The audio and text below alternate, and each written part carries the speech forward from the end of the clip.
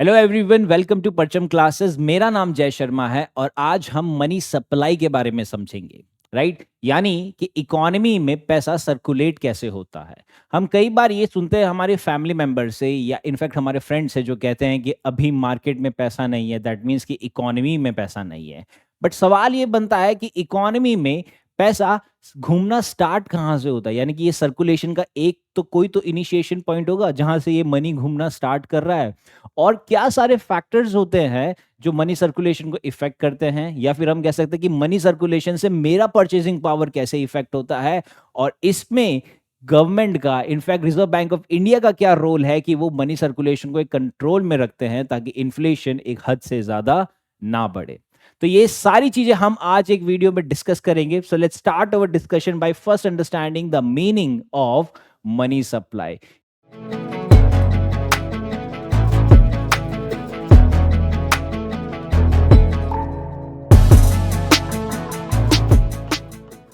कि money supply का मतलब क्या होता है, ये पहले हम समझेंगे। तो इसके अंदर हमें ये देखना है कि मनी सप्लाई क्या है। ये वो है कि the total amount of money, कि इकोनॉमी में कितना पैसा घूम रहा है at a specific point of time, यानी कि एक फाइनेंशियल ईयर में या एक क्वार्टर में कितना पैसा घूम रहा है, उसको मनी सप्लाई कहा जाता है। राइट, तो इसके अंदर दोनों चीज आ जाएगी कि मेरे हाथ में कितना पैसा, यानी कि मेरे पास फिजिकल करेंसी कितनी है, जिसके अंदर कॉइन और बैंक नोट्स भी आ जाएगा। इसके अलावा कई सारे फॉर्म्स ऑफ डिपॉजिट्स करते हैं हम by the public in financial institutions, यानी कि मैं रिजर्व बैंक ऑफ इंडिया या फिर कह सकते हैं कि कमर्शियल बैंक्स के पास मेरे क्या क्या टाइप के डिपॉजिट्स होते हैं, वो सब कुछ मनी सप्लाई के अंदर आता है। अब हमने इससे पहले वाली क्लास में ये चीज समझी थी कि मीडियम ऑफ एक्सचेंज किस तरीके से इवॉल्व हुआ था। यानी कि पहले कैसे था कि बार्टर सिस्टम था, कि मनी को हमेशा से एक मीडियम ऑफ एक्सचेंज माना गया था, बट सबसे पहले मनी था नहीं। तो पहले क्या था, पहले बार्टर सिस्टम था। यानी कि अगर हम मनी सप्लाई की क्रोनोलॉजी समझते हैं अंडर प्री इंडिपेंडेंस एरा, तो हमें पता है कि सबसे पहले बार्टर सिस्टम हुआ करता था। फिर हम ग्रेजुअली इवॉल्व होके कमोडिटी मनी पे आए, एंड देन हम कॉइनेज पे आए, यानी कि हम सिक्के वगैरह यूज करने लगे। एंड एट द एंड जब ब्रिटिश आए इंडिया में, तब तक हम करेंसी पे शिफ्ट हो चुके थे। So this was before independence. हमारी आज की वीडियो में हम आफ्टर इंडिपेंडेंस पे ही ज्यादा फोकस करेंगे। तो ये तो जस्ट था कि आपको एक ब्रीफ आइडिया रहे एंड आपका एक बेस बना रहे, जो हमने प्रीवियस क्लास में डिस्कस किया था। ओके, तो यहां पे ऐसा है कि जो मनी सप्लाई कितनी होती है वो मार्केट में मेजर किया जाता है। अभी मेजर करने के वेरियस तरीके होते हैं कि 4 से 5 टाइप का मनी होता है। एक होता है M0, फिर आता है M1, फिर M2, M3 एंड देन आ जाता है M4। इसको और अच्छे से समझते हैं कि मनी सप्लाई को मेजर 5 तरीके से किया जाता है। राइट, सबसे पहले आ जाता है M0, जिसको रिजर्व मनी भी कहा जाता है। राइट, ये वो सम है करेंसी का जो सर्कुलेशन में है, बैंकर्स डिपॉजिट है with RBI and other deposits है विद आरबीआई। यानी कि 3 टाइप का पैसा है इसके अंदर, दैट इज रिजर्व मनी की करेंसी इन सर्कुलेशन, यानी कि जो पैसा घूम रहा है ऑलरेडी इकोनॉमी में। दूसरा, कि जो भी बैंकों ने आरबीआई के साथ डिपॉजिट किया हुआ है, और भी अन्य टाइप के डिपॉजिट जो रिजर्व बैंक ऑफ इंडिया के पास है, तो उसको रिजर्व मनी कहा जाता है, दैट इज M0। फिर आ जाता है M1। अब M1 होता है नैरो मनी। अब ये नैरो मनी वो होता है जो हमारा पैसा बैंक के पास होता है। राइट, अब हमारे 2 टाइप के पैसे बैंक के पास होते हैं। एक पैसा होता है सेविंग्स डिपॉजिट और एक पैसा होता है फिक्स डिपॉजिट। यानी कि एक शॉर्ट टर्म पर्पस के लिए होता है और एक लॉन्ग टर्म पर्पस के लिए होता है। तो इसका समझते हैं कि ये होता है currency with the public and the net demand deposits held by the commercial bank. यानी कि नेट डिमांड डिपॉजिट्स क्या होता है कि मेरे अकाउंट में जो पैसे आ रहे हैं वो मेरे डिमांड डिपॉजिट है, यानी कि मैं जब डिमांड करूं तब मैं वहां से पैसा निकाल सकता हूं। Right, so that is what narrow money. इसके अलावा दूसरा मनी जो मैं डिपॉजिट करता हूं बैंक के पास, वो होता है फिक्स डिपॉजिट। वो मैं long term point of view से करता, बट वो नैरो मनी में नहीं आता। वो किस में आता है, वो ब्रॉड मनी में आता है। ओके, अब दोनों का डिफरेंस क्या है कि जो बैंक पैसा यूज करती है लोन देने में, वो नैरो मनी यूज नहीं करती। वो कौन सा यूज करती है, वो ब्रॉड मनी यूज करती है, जिसको net time and net time deposit भी कहा जाता है विद द बैंकिंग सिस्टम। ये वाला क्या है, नेट डिमांड डिपॉजिट है, और broad money net time deposit है। दोनों का डिफरेंस समझो कि पहला क्या है, डिमांड डिपॉजिट में क्या होगा कि जब मैं डिमांड करूंगा तब मैं पैसा निकाल सकता हूं, और नेट टाइम डिपॉजिट क्या होगा कि मैंने 1 साल के लिए या 3 साल के लिए या 5 साल के लिए मैंने मेरा पैसा बैंक में डाला हुआ है, एज एफडी करवाया है या आरडी करवाया है, तो वो क्या है, वो नेट टाइम डिपॉजिट है। तो जो बैंक के पास लॉन्ग टर्म पैसा रखता है, बैंक वो पैसा यूज करती है मार्केट में लोन देने के लिए, वेरेज जो लोग शॉर्ट टर्म पैसा रखते हैं, बैंक वो पैसा यूज नहीं कर सकती है, राइट। ये आरबीआई के रेगुलेशन का पार्ट है, तो जिसके अंदर आ जाता है नैरो मनी, जिसके अंदर नेट डिमांड डिपॉजिट होता है, और ब्रॉड मनी होता है नेट टाइम डिपॉजिट। तो दोनों का डिफरेंस समझना बहुत ज्यादा जरूरी है। ओके इसके अलावा M2 हो जाता है, that compose of M1 and saving deposit with post office savings bank. M4 आ जाएगा the sum of M3 and total deposit with post office banks organisation excluding national saving certificate. From exam point of view हम कह सकते हैं कि ये काफी ज्यादा इंपॉर्टेंट है, तो ये आपको याद रखना पड़ेगा, जिसके अंदर दो सबसे इंपॉर्टेंट चीज हो जाती है, एक हो जाती है नैरो मनी का डिफरेंस और ब्रॉड मनी का डिफरेंस। तो from exam point of view it is very very important कि आपको ये सारे मेजर्स ऑफ मनी सप्लाई है उसको आपको याद रखना ही पड़ेगा। ओके तो हमने मनी सप्लाई का डेफिनेशन समझ लिया, हमने मेजर समझ लिए, अब उसके थोड़े से कंपोनेंट समझ लेते हैं कि मनी सप्लाई के कंपोनेंट्स क्या है, ताकि हम पोस्ट इंडिपेंडेंस एरा पे ज्यादा अच्छे से समझ पाए। तो कंपोनेंट्स क्या है कि जो भी करेंसी विद पब्लिक होती है, या तो फिजिकल कैश में रहेगी इंडिविजुअल के पास या बिजनेसेस के पास, या वो डिमांड डिपॉजिट होगा, टाइम डिपॉजिट होगा, या अदर टाइप के डिपॉजिट होंगे। तो ये 4 टाइप के कंपोनेंट है जो हम ऑलरेडी डिस्कस कर चुके हैं। अपार्ट फ्रॉम दिस अगर हम इसकी क्रोनोलॉजी समझते हैं in the post independence era, post independence era की यानी कि हमें ये पूरी वीडियो में हम ये सारे कॉन्सेप्ट्स पे ज्यादा फोकस करेंगे। ये सारे कॉन्सेप्ट्स कई ज्यादा हम न्यूज में भी पढ़ते हैं, तो हम इसको बहुत अच्छे से समझते हैं। तो सबसे पहले क्या हुआ था कि आरबीआई को नेशनलाइज कर दिया था इन 1949, कि जैसे ही आरबीआई को नेशनलाइज किया तो वहां पे गवर्नमेंट का मॉनेटरी पॉलिसी पे कंट्रोल आ गया, राइट। यानी कि रिजर्व बैंक ऑफ इंडिया का मॉनेटरी पॉलिसी पे कंट्रोल आ गया कि कैसा पैसा कितना घूमना चाहिए, वो सारा कंट्रोल में आ गया था। फिर सेकंड आ गया प्लान्ड इकोनॉमी, जिसके अंदर ये हुआ कि इंडिया ने एक प्लान इकोनॉमी को अडॉप्ट किया, जिसका मेजर फोकस क्या था, इंडस्ट्रियलाइजेशन एंड इंपोर्ट सब्स्टिट्यूशन। अब प्लान्ड इकोनॉमी में मेजर ऑब्जेक्टिव इंडस्ट्रियलाइजेशन रखा, क्यों, क्योंकि हमें इंडस्ट्रीज बढ़ानी थी। इंडस्ट्रीज क्यों बढ़ानी, क्योंकि हमें आत्मनिर्भर होना था, क्यों, क्योंकि हमें इंपोर्ट को कम करना था, राइट। तो वहां पे प्लान्ड इकोनॉमी आई गई थी।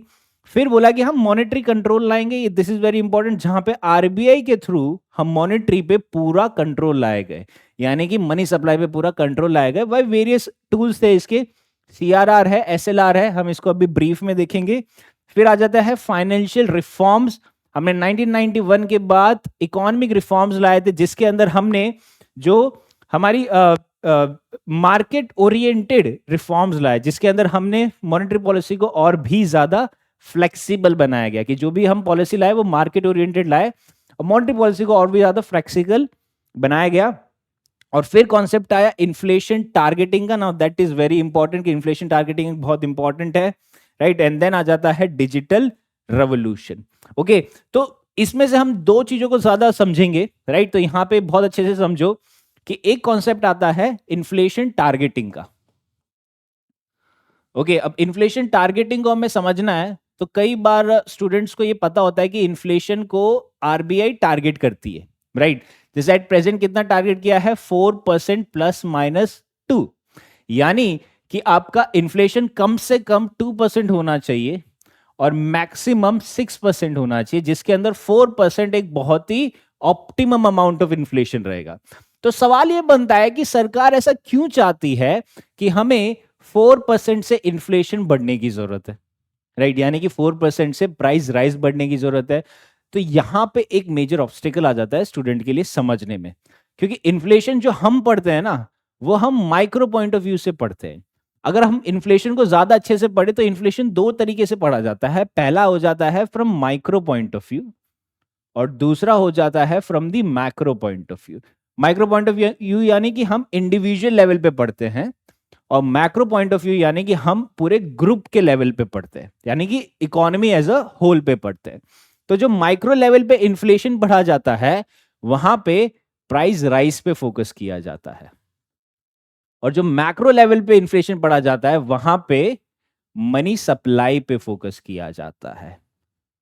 दैट मीन्स कि जब आरबीआई ने बोला है कि 4% से इन्फ्लेशन बढ़ना चाहिए, उसका मतलब ये नहीं है कि 4% से प्राइस राइज होनी चाहिए। 4% से प्राइस राइज यानी कि हर साल मेरी एक चीज अगर 100 रुपए की है तो वो अगले साल 104 रुपए की हो जाएगी, तो ये तो बाय डिफॉल्ट हो जाएगा। तो ऐसा तो हम अफोर्ड नहीं कर सकते।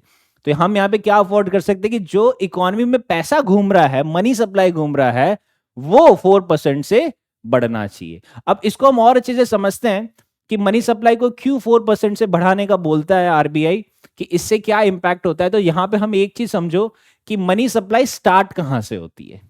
ठीक है, तो यहां पे हम समझ रहे हैं कि जो मनी सप्लाई है उसका इनिशिएशन कहां से होता है।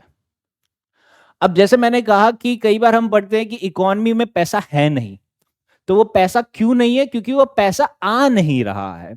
अब पैसा आता कहां से है, कि हमें पता है कि बैंक जो होती है वो पैसा देती है। ओके, कि बैंक से पैसा स्टार्ट होता है। अब बैंक से पैसा कैसे स्टार्ट होता है, कि मान लीजिए कि बैंक ने लोन दिया है, ठीक है। अब मैं एक मैन्युफैक्चरर हूं, मेरा एक मैन्युफैक्चरिंग का काम है, और मैंने बैंक से लोन ले लिया है। अब लोन लेके मैंने क्या किया है, मैंने एक प्लांट सेट किया है, एक मैंने मैन्युफैक्चरिंग का प्लांट सेटअप किया है।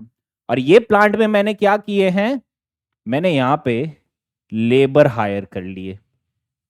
ओके, कि मैंने बैंक से लोन लिया, लोन लेके मैंने एक मैन्युफैक्चरिंग प्लांट सेटअप किया, और वहां पे मैंने नए लेबर हायर कर लिए। ओके, अब नए लेबर हायर किए तो उनको मैं क्या करूंगा, उनको मैं नई वेजेस दूंगा। ठीक है, यानी कि ये लेबर को नया वेजेस मिला गया है। अब ये वेजेस मिलेगा तो इनके पास पैसा आया, यानी कि इनकी इनकम बढ़ी। अब इनकम बढ़ेगा तो क्या होगा, कि इनका परचेजिंग पावर बढ़ेगा। अब मेरे पास जितना ज्यादा पैसा आएगा उतना ज्यादा मेरा परचेजिंग पावर बढ़ेगा। अब जब इकोनॉमी में परचेजिंग पावर बढ़ेगा तो इकोनॉमी में डिमांड बढ़ेगी। एंड रिमेंबर, मैंने बजट के टाइम में भी एक आपको पिरामिड समझाया था कि इकोनॉमी में ये पिरामिड होता है जिसमें सबसे पहले आ जाता है सीईओ क्लास, दूसरा आ जाता है मैनेजेरियल क्लास, और तीसरा आ जाता है वर्कर क्लास। और वर्कर क्लास का बेस हमेशा ब्रॉड रहता है, क्यों, क्योंकि इनकी पॉपुलेशन सबसे ज्यादा है as compare to other two classes. तो अगर सरकार इनके हाथ में पैसा देती है, यानी कि इनका परचेजिंग पावर बढ़ाती है, तो ये क्या चीज की डिमांड करेंगे, ये बेसिक गुड्स की डिमांड करेंगे, यानी कि रोटी और कपड़ा की डिमांड करेंगे। तो जब लेबर को तुम पैसा दोगे तो ये क्या चीज की डिमांड करेंगे, ये बेसिक गुड्स की डिमांड करेंगे। अब जब ये बेसिक गुड्स की डिमांड करेंगे तो इकोनॉमी में सप्लाई को बढ़ाना पड़ेगा, यानी कि प्रोडक्शन बढ़ेगा, जिससे जीडीपी बढ़ेगा हमारा। राइट, अब ये जीडीपी क्यों बढ़ा, क्योंकि सप्लाई बढ़ी। सप्लाई क्यों बढ़ी, क्योंकि डिमांड बढ़ा। अब जब जीडीपी बढ़ गया है, हमने प्रोडक्शन बढ़ा दिया तो हमारा जीडीपी बढ़ गया। अब जीडीपी बढ़ गया तो इकोनॉमी में नेशनल इनकम बढ़ गया है। राइट, नेशनल इनकम से क्या होगा, पर कैपिटा इनकम बढ़ा, और पर कैपिटा इनकम से मेरा परचेजिंग पावर बढ़ा। यानी कि जो बैंक से लोन लिया था एक मैन्युफैक्चरर ने, उसने लेबर को हायर किया, जिसको वेजेस दिए, और इसने बेसिक गुड्स की डिमांड करी, जिससे प्रोडक्शन बढ़ा। प्रोडक्शन बढ़ गया तो नेशनल इनकम बढ़ा, नेशनल इनकम बढ़ा तो पर कैपिटा इनकम बढ़ा, और इसके डिमांड बढ़ने से मेरा पर कैपिटा इनकम बढ़ा। अब जब मेरा पर कैपिटा इनकम बढ़ेगा तो मेरा परचेजिंग पावर बढ़ेगा, मैं अलग चीजों की डिमांड करूंगा। अब ये अगर मान लीजिए कि बेसिक गुड्स की डिमांड कर रहा है तो मैं शायद लग्जरी गुड्स की डिमांड करूंगा, क्योंकि हम दोनों का परचेजिंग पावर अलग होगा। तो कहने का मतलब कैसा है कि इकोनॉमी में पैसा घूमते रहना चाहिए। ओके, पर ये पैसा स्टार्ट कहां से होता है, ये कमर्शियल बैंक से होता है। तो जब आरबीआई ने बोला है कि 4% से इन्फ्लेशन बढ़ना चाहिए, तो वो 4% मैक्रो इकोनॉमी के पॉइंट ऑफ व्यू से बोला है कि आपका बैंक में 4% से पैसा बढ़ना चाहिए। क्योंकि कमर्शियल बैंक के पास जब पैसा बढ़ेगा तब ये लोग सारे इकोनॉमी में पैसा घूमता रहेगा, और एक बार पर कैपिटा इनकम बढ़ा तो ये cycle will keep on repeating. तो यहाँ पे दो इंपॉर्टेंट चीज हमें समझनी है। पहला, हमें ये पिरामिड के बारे में समझना है कि इनका परचेजिंग पावर बढ़ना जरूरी है, क्योंकि ये परचेजिंग पावर बढ़ेगा तो बेसिक गुड्स में हम आत्मनिर्भर होंगे पहले। तो जब हम बेसिक गुड्स में आत्मनिर्भर हो गए तो फिर हमारा जीडीपी बढ़ गया, हमारा नेशनल इनकम बढ़ा, पर कैपिटा इनकम बढ़ा, और ये पर कैपिटा इनकम पूरे इंडिया का बढ़ेगा। तो हर लोगों की पर कैपिटा इनकम बढ़ने से क्या होगा कि इकोनॉमी में और परचेजिंग पावर बढ़ेगा, और ये साइकिल घूमता ही जाएगा। तो ये कब हुआ? जब आरबीआई ने इन्फ्लेशन टारगेटिंग का कॉन्सेप्ट लाया एट 4% पे। ओके, तो ये चीजें हमने देख ली, जिसके अंदर हमने मेजर चीज क्या देखा? हमने इन्फ्लेशन टारगेटिंग का कॉन्सेप्ट देख लिया, और जो अब दूसरी चीज देखनी दैट इज मॉनेटरी कंट्रोल के बारे में देखना है, राइट? तो इसको और बेटर तरीके से समझने के लिए हमें मैक्रो और माइक्रो इकोनॉमिक्स का पॉइंट ऑफ व्यू समझना पड़ता है। अब माइक्रो और मैक्रो में कैसा होता है कि दो तरीके से इकोनॉमिक्स को स्टडी किया जाता है। अब इकोनॉमिक्स की अगर हम डेफिनेशन समझते हैं that what is the meaning of economics, तो इकोनॉमिक्स का मतलब क्या है कि कोई भी चीज की स्टडी करना, that is the study of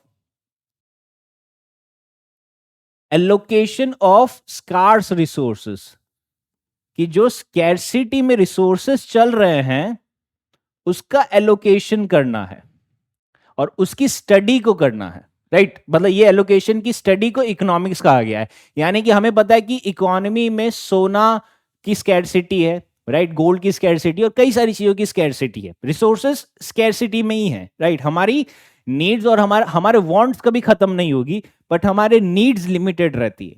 तो उसके अकॉर्डिंगली इकोनॉमी में रिसोर्सेस को एलोकेट किया जाता है from one sector to another sector. तो वो एलोकेशन ऑफ रिसोर्सेस की स्टडी करने को इकोनॉमिक्स कहा जाता है। और ये एलोकेशन क्यों किया जाता है? ताकि मेरी वांट्स को सेटिस्फाई कर सके, राइट? मेरी वांट्स को सेटिस्फाई करने के लिए रिसोर्सेस को एलोकेट किया जाता है पूरे इकोनॉमी में, और ये स्टडी को इकोनॉमिक्स कहा जाता है। अब ये दो तरीके से होता है, राइट? ये दो तरीके से होता है, पहला है माइक्रो और दूसरा है मैक्रो। इसको हम और अच्छे तरीके से समझते हैं कि एक एग्जांपल लेते हैं हम फॉरेस्ट का, कि एक फॉरेस्ट है यानी कि एक जंगल है। अब जंगल के अंदर हम देखते हैं कि कई सारे टाइप के ट्रीज है, कई सारे टाइप के प्लांट्स होते हैं, ठीक है? अब एज अ फॉरेस्ट, मतलब एज अ फॉरेस्ट गार्ड, मैं एक फॉरेस्ट का गार्ड हूं, तो मैं क्या करूंगा? फॉरेस्ट की स्टडी करूंगा। अब मैं दो तरीके से स्टडी करता हूं। मैं एक स्टडी ये करता हूं कि हर एक इंडिविजुअल जो प्लांट है, हर एक जो इंडिविजुअल जो प्लांट है, हर इंडिविजुअल प्लांट को कितना पानी चाहिए होता है और कितना सन चाहिए होता है। ये दो मेजर चीजें होती है प्लांट के लिए, ओके? यानी कि हर एक इंडिविजुअल प्लांट में कितना पानी चाहिए उसको और कितना सन चाहिए, ये मैंने इंडिविजुअल लेवल पे पढ़ लिया। अब दूसरा मैं क्या पढ़ूंगा? फॉरेस्ट एज अ होल पे पढ़ूंगा, ठीक है? फॉरेस्ट एज अ होल यानी कि आप मान लीजिए कि इंडिया में एक फॉरेस्ट है that is tropical deciduous forest है, राइट? डिसीडियस फॉरेस्ट क्या होता है आप प्लीज कमेंट सेक्शन में बता दीजिए कि एक डिसीडियस फॉरेस्ट है इंडिया में, तो उसके अंदर एक फॉरेस्ट है, फॉरेस्ट के अंदर कई सारे टाइप के झाड़ होते हैं या प्लांट्स होते हैं। तो उसके अंदर मैं क्या कर रहा हूं कि मेरे को ये पता है कि फॉरेस्ट, डिसीडियस फॉरेस्ट में कितना टाइप का, फॉरेस्ट एज अ होल मेरे को कितना टाइप का पानी चाहिए और कितना, क्या अमाउंट की सन धूप चाहिए यानी कि सन चाहिए, राइट? तो मैंने दो तरीके से स्टडी करी। पहले मैंने कैसे स्टडी करी कि एक जंगल है, पूरा फॉरेस्ट है, वो फॉरेस्ट की एक्चुअल प्रॉपर्टी क्या है, कैरेक्टरिस्टिक्स क्या है, कि उसको कितना पानी, कितने सेंटीमीटर ऑफ रेनफॉल चाहिए और कितना उसको सनलाइट चाहिए। तो जब मैंने फॉरेस्ट का पूरा पढ़ लिया, अब मैं क्या करूंगा? मैं इंडिविजुअल लेवल पे जाऊंगा और हर एक झाड़ और हर एक प्लांट के बारे में पढ़ूंगा कि उनको कितना पानी चाहिए और कितना धूप चाहिए। तो जो मैं फॉरेस्ट लेवल पे पढ़ रहा हूं यानी कि वो फॉरेस्ट का पूरा ऊपर से मैंने पढ़ा है, तो वो क्या होता है? मेरा मैक्रो पॉइंट ऑफ व्यू से मैं पढ़ रहा हूं। और अगर मैं इंडिविजुअल लेवल पे पढ़ रहा हूं यानी कि ट्रीज और प्लांट्स लेवल पे पढ़ रहा हूं, तो वो क्या होगा? वो मेरा माइक्रो पॉइंट ऑफ व्यू से मैंने पढ़ूंगा, राइट? तो कहने का मतलब ऐसा है कि जब सरकार कोई भी टाइप की स्टडी करती है इकोनॉमी में, तो वो दो तरीके से स्टडी करती है। कि पहली स्टडी उसने कैसे करी कि इकोनॉमी में एक तो है पूरी इकोनॉमी एज अ होल, पूरी इकोनॉमी एज अ होल, और हम सब इकोनॉमी का पार्ट है। और दूसरी स्टडी वो करता है इंडिविजुअल की, जो इकोनॉमी का पार्ट है। अब इंडिविजुअल को कितना मनी फ्लो आ रहा है उसके पास, ओके, और इकोनॉमी में कितना मनी फ्लो को रिलीज किया जा रहा है। रिलीज करना या फिर रिस्ट्रिक्ट करना, कि या तो मनी फ्लो बढ़ाती है सरकार या कम करती है, या जैसा चल रहा है वैसा चलता रहता है। तो इसमें कितना रिलीज किया जा रहा है, उससे इंडिविजुअल पे कितना इफेक्ट आ रहा है। ओके, इसको हम और अच्छे से समझते हैं। जैसे हमने ये एग्जांपल लिया था, अब ये एग्जांपल में ऐसा है कि कमर्शियल बैंक के पास जितना पैसा होगा उतना इसके पास लोन होगा और इसकी कमाई बढ़ेगी।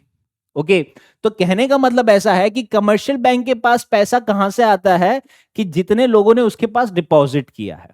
ओके, अब आरबीआई का काम क्या है, यहां पे जो रिजर्व बैंक ऑफ इंडिया है वो क्या करती है, वो ये बताती है कि कमर्शियल बैंक कितना पैसा लोन में दे सकती है।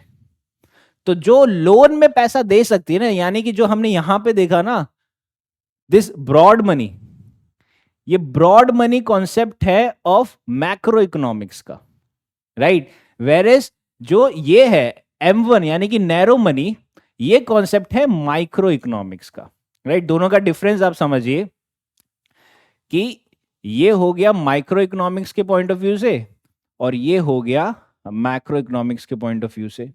अब आरबीआई कितना पैसा दे सकती है वो reserve bank of India decide करता है उसके कई सारे टूल्स के साथ। जैसे एक उसका बेसिक टूल है, जैसे आप लोगों ने पढ़ा होगा कि कैश रिजर्व रेशियो के बारे में आपने पढ़ा होगा, सीआरआर के बारे में पढ़ा होगा, और रेपो रेट के बारे में पढ़ा होगा, बैंक रेट के बारे में पढ़ा होगा। तो ऐसे तो कई सारे रेट है, बट मैं सिर्फ एक एग्जांपल ले लेता हूं, that is the repo rate, कि आपने रेपो रेट के बारे में पढ़ा। ओके, अब रेपो रेट क्या होता है, कि रेपो रेट वो रेट ऑफ इंटरेस्ट होता है जिससे commercial bank reserve bank of India से पैसा लेती है, यानी कि लोन ले रही है। ये शॉर्ट टर्म पर्पस के लिए होता है। ओके, अब आरबीआई क्या करती है कि आरबीआई की एक कमिटी सेटअप होती है, जैसे आप लोगों ने पढ़ा होगा न्यूज में, मॉनेटरी पॉलिसी कमिटी, राइट। ये कब स्टैब्लिश हुआ, ये आप मेरे को प्लीज कमेंट सेक्शन में बताइए। मॉनेटरी पॉलिसी कमिटी का मैं ऑब्जेक्टिव बता देता हूं कि इसके हेड रहते हैं आरबीआई के गवर्नर। आरबीआई के गवर्नर मॉनेटरी पॉलिसी कमेटी के हेड रहते हैं, और मॉनेटरी पॉलिसी कमेटी के दो ऑब्जेक्टिव होते हैं। ओके, मॉनेटरी पॉलिसी कमेटी के दो ऑब्जेक्टिव है, एक तो हो जाता है इसका प्राइमरी ऑब्जेक्टिव, और दूसरा हो जाता है इसका सेकेंडरी ऑब्जेक्टिव। ओके, अब प्राइमरी ऑब्जेक्टिव में क्या होता है कि यहां पे प्राइमरी ऑब्जेक्टिव ये है कि जो भी इन्फ्लेशन है, जो टारगेट जो सेट किया हुआ है उसको मेंटेन रखना, यानी कि जो 4% ±2 है। और सेकेंडरी ऑब्जेक्टिव क्या होता है कि जीडीपी की ग्रोथ को मेंटेन करना, राइट। यानी कि अब यहां पे दो चीजें हो जाती है कि अगर ये 4% है, राइट, इन्फ्लेशन टारगेट कितना सेट किया है, 4% ±2, यानी कि मिनिमम 2% होना चाहिए और मैक्सिमम 6% होना चाहिए। अब अगर ये 2% से कम हो गया है, यानी कि इकोनॉमी में पैसा कम हो गया है, अब ये पैसा कौन डालेगा, ये रिजर्व बैंक ऑफ इंडिया डालेगी। और मान लीजिए कि जो इन्फ्लेशन है वो 6% के 7% हो गया, यानी कि इकोनॉमी में पैसा ज्यादा हो गया, इन्फ्लेशन ज्यादा बढ़ गया है, कि यानी इकोनॉमी में पैसा ज्यादा हो गया है। तो ये पैसा कौन वापस निकालेगा मार्केट से, रिजर्व बैंक ऑफ इंडिया। अब वो किस तरीके से निकालती है, उसका एक टूल है, दैट इज रेपो रेट। अब रेपो रेट क्या है कि ये वो रेट ऑफ इंटरेस्ट है जिस पे कमर्शियल बैंक लोन लेती है रिजर्व बैंक ऑफ इंडिया से, कि रिजर्व बैंक ऑफ इंडिया से कमर्शियल बैंक ने लोन लिया at rate of interest, repo rate, जो rate of interest RBI decide करता है उस पे ये रेट ऑफ इंटरेस्ट रहता है। And commercial bank reserve bank of India से लोन लेती है फॉर शॉर्ट टर्म पर्पस के लिए। जो लॉन्ग टर्म पर्पस होता है उसको बैंक रेट कहा जाता है। हालांकि बैंक रेट को इतना ज्यादा डिस्टर्ब नहीं करता आरबीआई, बट रेपो रेट में वो चेंजेस करता रहता है।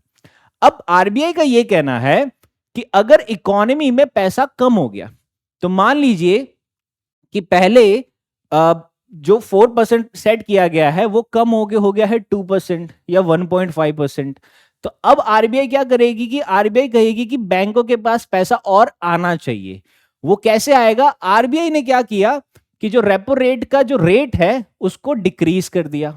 यानी कि अब कमर्शियल बैंक को जो लोन आरबीआई दे रही थी वो सस्ता पड़ रहा है। ओके, क्यों? क्योंकि रेपो रेट कम हो गया, तो जो शॉर्ट टर्म लोन था वो सस्ता हो गया। तो आरबीआई ने ये कहा कि जिस रेट ऑफ इंटरेस्ट से रेपो रेट कम हुआ है उस रेट ऑफ इंटरेस्ट से आपका भी रेट ऑफ इंटरेस्ट कम होना चाहिए। यानी कि जो आरबीआई ने लोन दिया था ना मैन्युफैक्चरर को, उसके ऊपर भी रेट ऑफ इंटरेस्ट लिया होगा। तो आरबीआई का ये कहना है कि जो भी कमर्शियल बैंक लोन देगी, कमर्शियल बैंक जब लोन देती है अंडर दिस मैकेनिज्म में, तो उसके अंदर उसको रेपो रेट जिस हिसाब से कम ज्यादा हुआ है उस हिसाब से उसको उसका भी बैंक रेट कम ज्यादा करना चाहिए। यानी कि इकोनॉमी में आरबीआई कह रही है कि हम ये क्यों कम कर रहे हैं या हम इन्फ्लेशन टारगेट क्यों फोकस कर रहे हैं, क्योंकि जो पिरामिड की हमने बात करी थी उसके अंदर ये सेक्शन का परचेजिंग पावर बढ़ना चाहिए। ये कब बढ़ेगा? जब इनके हाथ में पैसा आएगा। तो आप सोच सकते हो कि यहां पे पैसा कम ज्यादा करने से इन पे इफेक्ट आना चाहिए। सो दैट मीन्स जो यहां पे पैसा कम ज्यादा होगा तो वो क्या है, वो मैक्रो इकोनॉमिक्स हो जाता है, वो या वो मैक्रो इन्फ्लेशन या मैक्रो मनी सप्लाई हो गया। और यहां पे पैसा कम ज्यादा होगा तो वो क्या होगा, वो माइक्रो मनी सप्लाई के अंदर आ जाएगा कॉन्सेप्ट, राइट। तो कहने का मतलब ये है कि जब reserve bank of India repo rate कम करती है तो वो कमर्शियल बैंक को लोन सस्ता पड़ता है। अब जब कमर्शियल बैंक को लोन सस्ता पड़ेगा तो कमर्शियल बैंक को लोन सस्ता देना चाहिए। अब जब कमर्शियल बैंक लोन सस्ता देगी तो इकोनॉमी में लोग ज्यादा लोन उठाएंगे। दैट मीन्स कि जो मनी सप्लाई है वो वापस 4% पे आ जाएगी। ये रिजर्व बैंक ऑफ इंडिया का मानना होता है और ये एक्चुअल में प्रैक्टिस भी किया जाता है। अब ये दो तरीके से होता है कि या तो वो प्राइमरी ऑब्जेक्टिव देखता है मॉनेटरी पॉलिसी कमेटी, यानी कि या तो वो इन्फ्लेशन को फॉलो करता है या फिर वो जीडीपी ग्रोथ को फॉलो करता है, राइट। यानी कि कोविड-19 में आप देखोगे कि रेपो रेट डिक्रीज पे डिक्रीज किया जा रहा था। क्यों? क्योंकि इकोनॉमी में पैसा ही नहीं घूम रहा था। तो पैसा ज्यादा घुमाने के लिए कमर्शियल बैंक के पास ज्यादा पैसा आए, इसलिए वो रेपो रेट को कम से कम ही करे जा रहे थे, राइट। अब एक बार वापस इसको हम समझ लेते हैं from micro as well as macro point of view से, कि इकोनॉमी में एक इंडिविजुअल लेवल होता है और एक इकोनॉमी का लेवल होता है। तो इकोनॉमी के लेवल पे this is the macro point of view हो रहा है और इंडिविजुअल लेवल पे माइक्रो पॉइंट ऑफ व्यू रहेगा। ओके, दैट मींस कि जब यहां पे पैसा कम ज्यादा होगा मनी सप्लाई, तो उसका इफेक्ट यहां पे आएगा। और यहां पे कम ज्यादा कैसे होगा? जब reserve bank of India intervene करेगी और वहां पे कमर्शियल बैंक के पास पैसा कम ज्यादा करेगी। और जब कमर्शियल बैंक के पास पैसा कम ज्यादा होगा तो मार्केट में लोग लोन कम ज्यादा लेंगे, और जब लोन कम ज्यादा लेंगे तो इनके हाथ में पैसा कम या ज्यादा आएगा, राइट। इसको हम और बेटर तरीके से समझते हैं कि micro macro point of view से, कि इसको एक एग्जांपल से समझते हैं कि इकोनॉमी में कुछ की प्लेयर्स होते हैं, यानी कि इकोनॉमी के कुछ एजेंट्स होते हैं, राइट। तो चार मेजर एजेंट होते हैं इकोनॉमी में।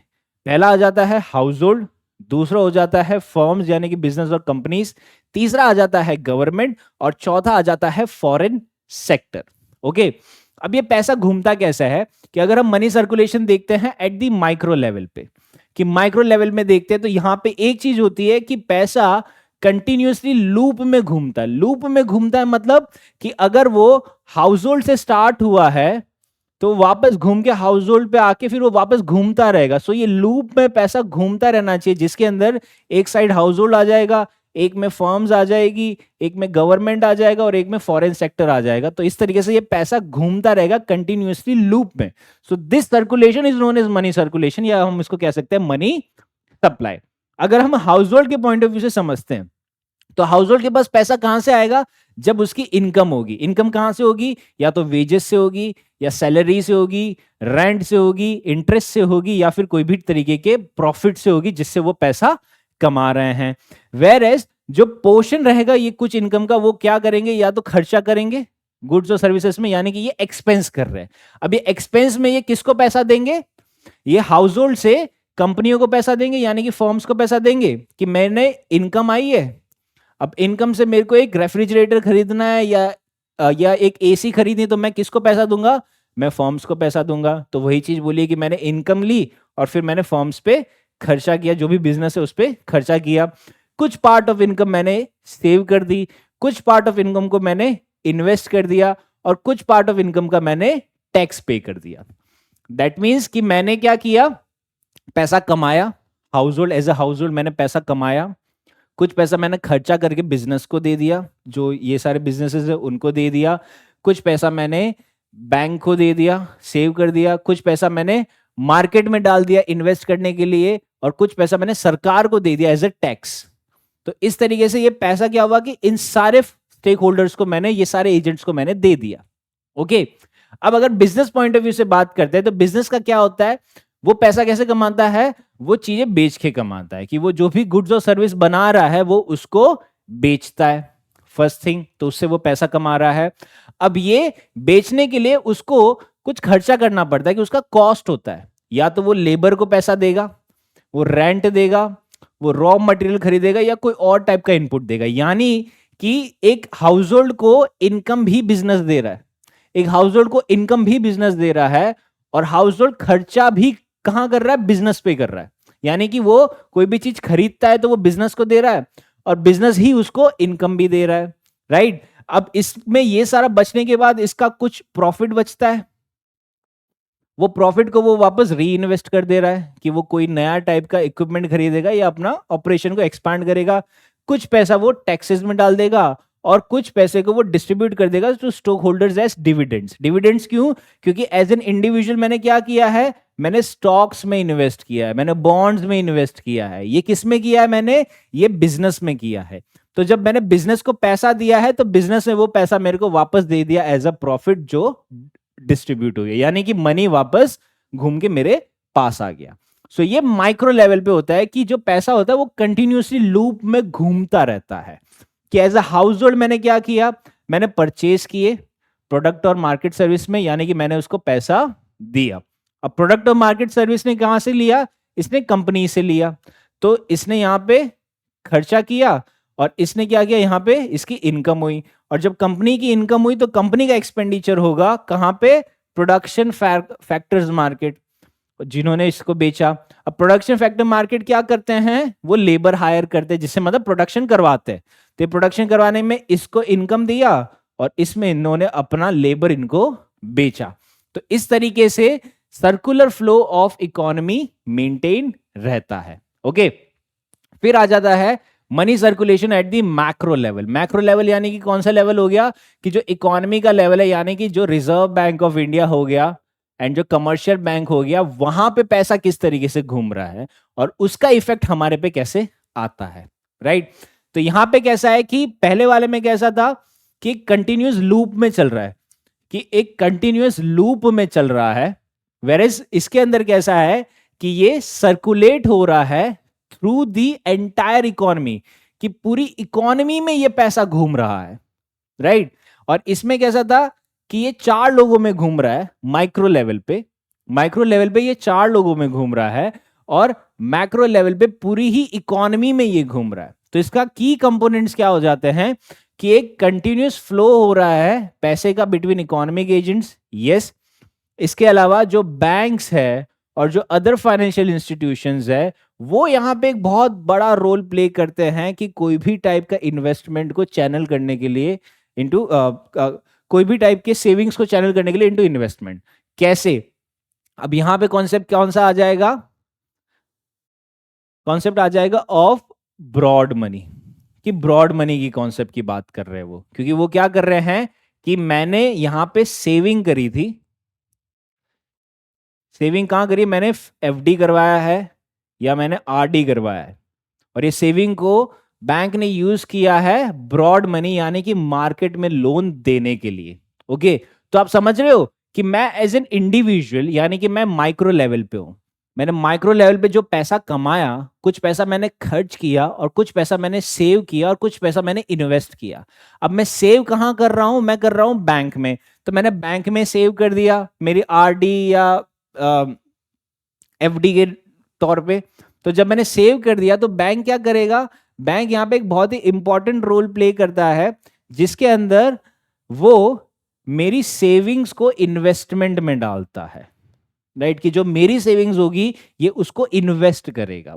ठीक है, फिर तीसरा फैक्टर जो आ जाता है कि सरकार का रोल यहां पे आता है, क्योंकि यहां पे क्या हो रहा है, house hold, business, governments and external factor.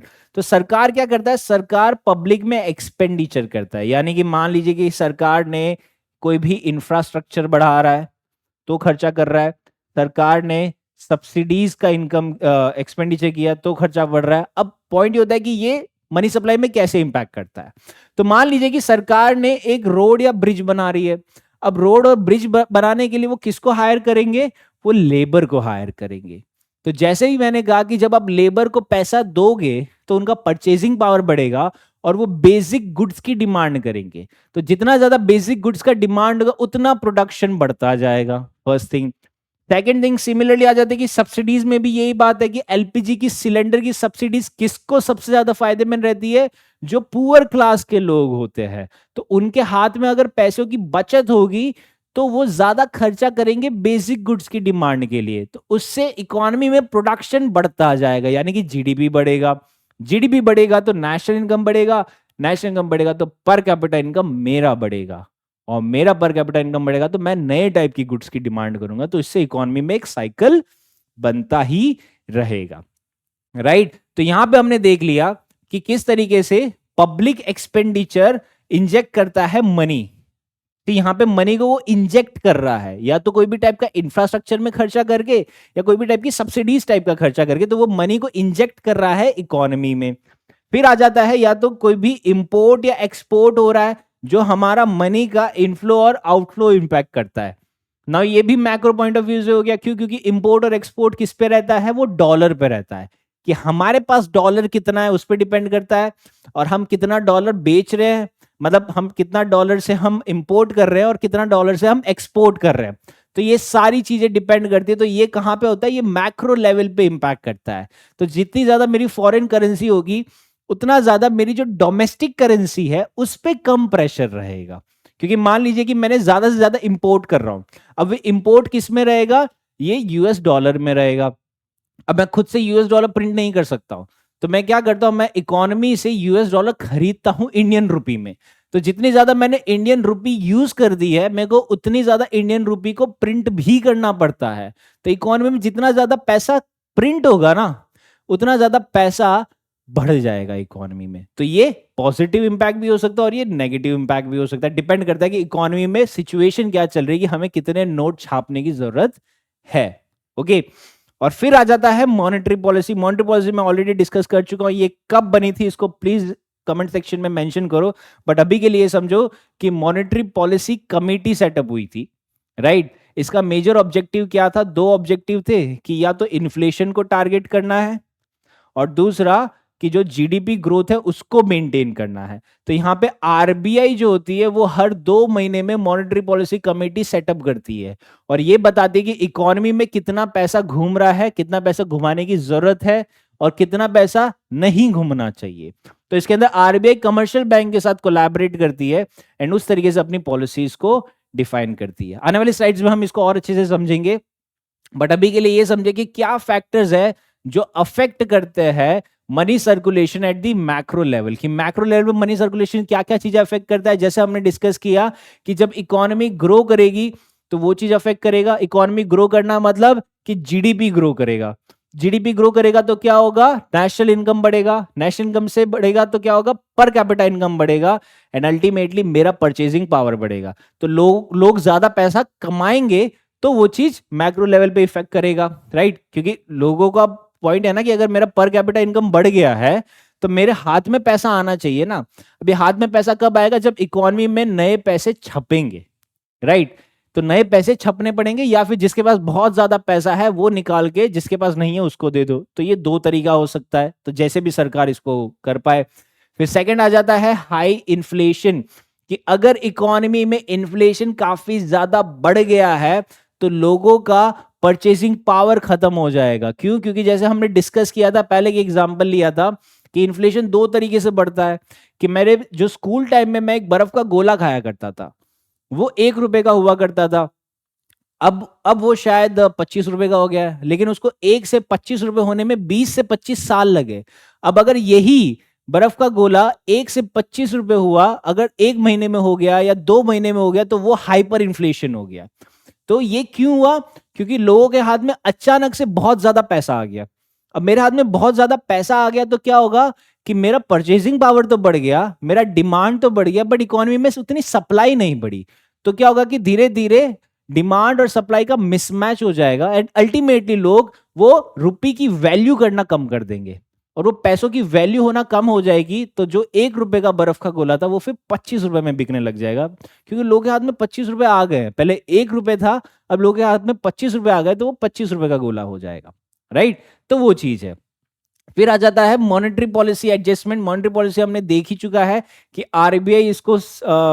RBI इस पे काम करती है, जिसके अंदर वो क्या क्या इन्फ्लुएंस करती है कि कितना बोरोइंग होना चाहिए इकोनॉमी में, कितनी स्पेंडिंग होना चाहिए, और ये मनी सर्कुलेशन कितना इफेक्ट करता है। फिर आ जाता है फिस्कल पॉलिसी, जिसको अभी हम डिस्कस करेंगे कि दो टाइप की पॉलिसीज होती है। Two type of policy. एक हो जाती है फिस्कल पॉलिसी, जो फाइनेंस मिनिस्टर बनाता है, और एक आ जाता है मॉनेटरी पॉलिसी, जिसको आरबीआई का गवर्नर बनाता है। राइट, दोनों का ही ऑब्जेक्टिव क्या है पॉलिसी का?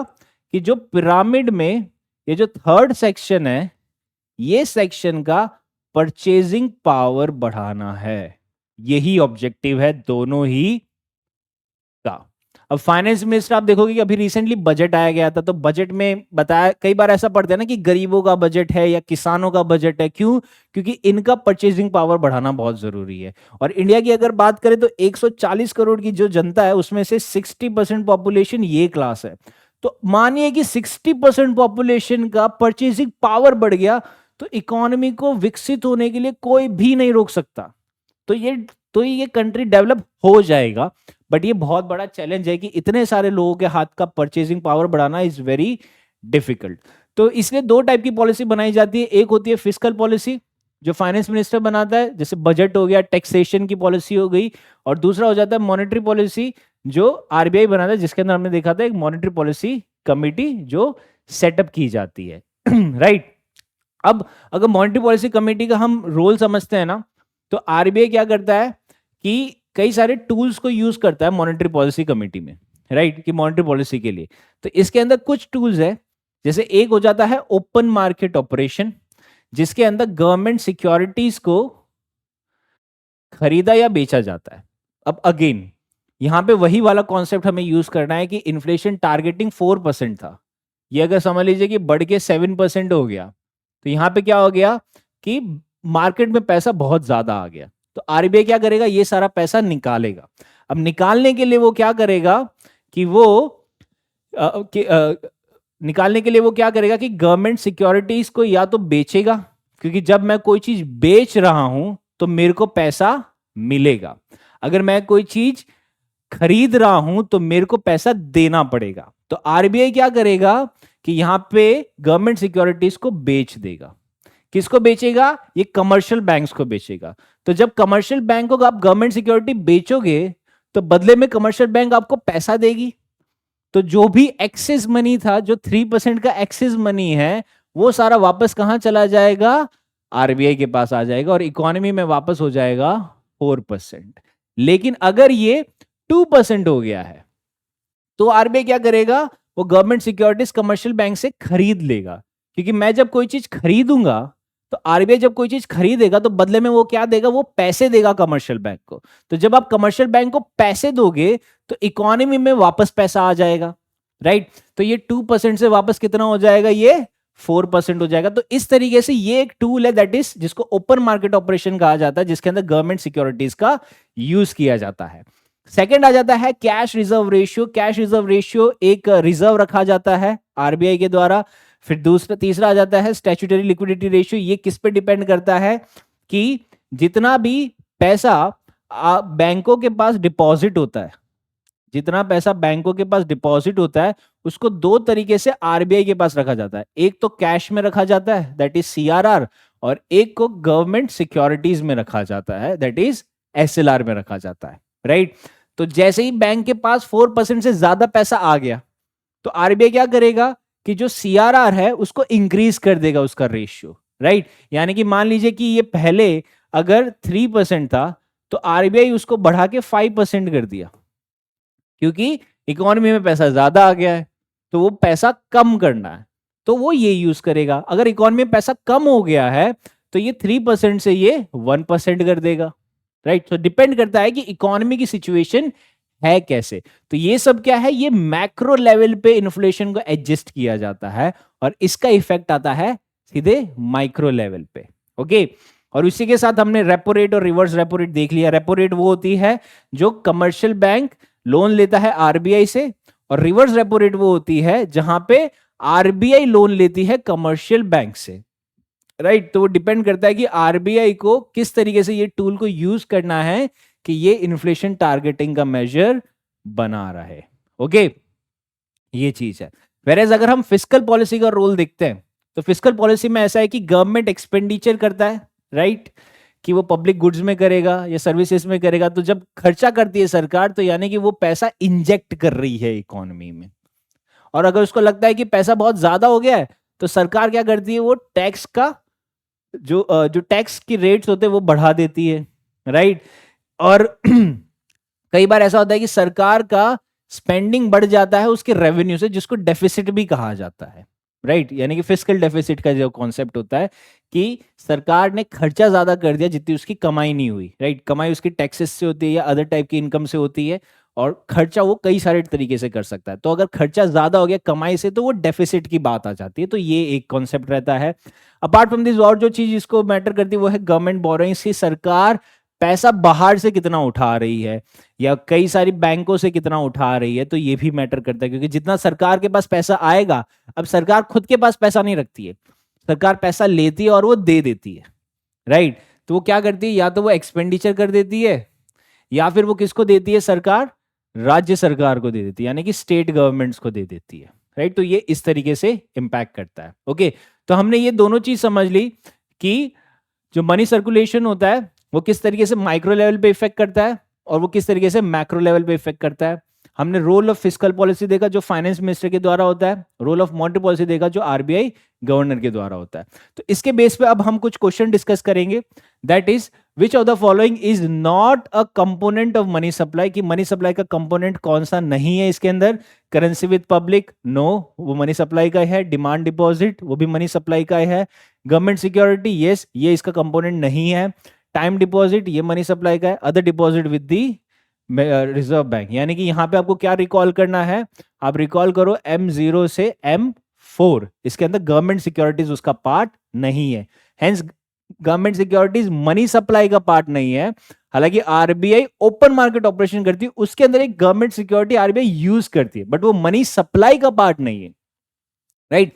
मनी सप्लाई का पार्ट क्या होगा कि जो पैसा घूम रहा है इकोनॉमी में वो। सेकंड है कि the primary tool use by the central bank to control money supply, कि इसमें से सबसे प्राइमरी टूल क्या है, सेंट्रल बैंक का, राइट, यानी कि रिजर्व बैंक ऑफ इंडिया का, कि मनी सप्लाई को कंट्रोल करने के लिए क्या है, फिस्कल पॉलिसी फाइनेंस मिनिस्टर की, monetary policy reserve bank of India की है, ट्रेड पॉलिसी गवर्नमेंट की, इंडस्ट्री पॉलिसी गवर्नमेंट की, एक्सचेंज रेट पॉलिसी भी आरबीआई की, बट वो मनी सप्लाई कंट्रोल करने के लिए नहीं होता। Then है which of the following is the correct statement about relationship between money supply and price level, कि जो price level और money supply है उनका relationship इनमें से कौन सा समझा रहा है, right? कि अब देखो यहाँ पे दोनों चीज पूछ ली है। जैसे मैंने कहा था कि मनी सप्लाई किसका है, वो है मैक्रो लेवल पे, और प्राइस लेवल किसका है, वो है माइक्रो लेवल पे, राइट। ये डिफरेंस समझना बहुत ज्यादा जरूरी है हमारे लिए। कि पहला बोल रहा है कि there is no relationship between money supply and price level, that is incorrect, क्योंकि हमने देखा कि मैक्रो लेवल पे जब मनी सप्लाई कम ज्यादा होगा तो वो माइक्रो लेवल पे प्राइस कम या ज्यादा करेगा, क्योंकि मेरा परचेजिंग पावर कम ज्यादा होगा तो उससे इकोनॉमी में जो प्राइस लेवल है वो कम ज्यादा होगा।